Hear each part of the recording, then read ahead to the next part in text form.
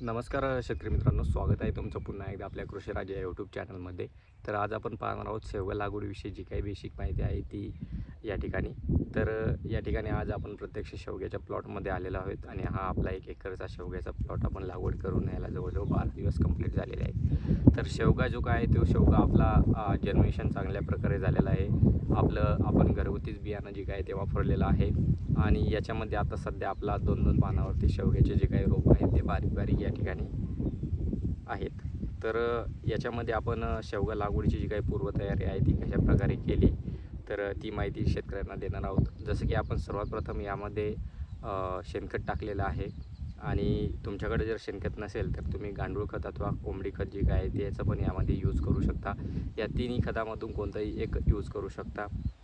हे तुम्हाला नांगरणीच्या पूर्वी आपल्या ज्या ठिकाणी शेवग्याचा प्लॉट लावायचा आहे त्या ठिकाणी ते तुम्हाला व्यवस्थित पांगून घ्यायचं आहे आणि त्यानंतर तुम्हाला चांगली खोलगट नांगरट करून त्याच्यामध्ये तुम्हाला मोगडा आणि रोटावेटर मारून घ्यायचा आहे.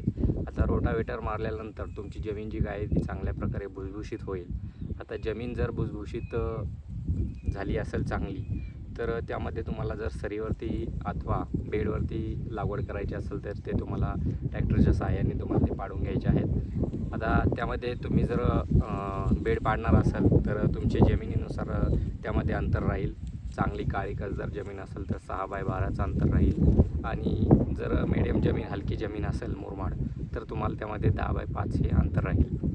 तर आता आपलं हे जे काही प्लॉट आहे याचं 10x5चं अंतर आहे आणि याच्यामध्ये आपण 10x5 वरती बेड पाडून त्यावरती ड्रीप आथरून आणि काही ठिकाणी या ठिकाणी आपण पाठीमागे जर पाहिलं तर मल्चिंग आथरून त्यावरती लागवड केलेली आहे. परंतु काही ठिकाणी आपण मल्चिंग आथरलेलं नाही, कारण की वारं भरपूर सुटलेलं आहे आणि त्या वाऱ्याच्या याच्यामध्ये आपल्या मल्चिंग पेपर जो काय तो फाटत आहे. त्यामुळे आपण मल्चिंग पेपर या ठिकाणी काही ठिकाणी टाकलेला नाही.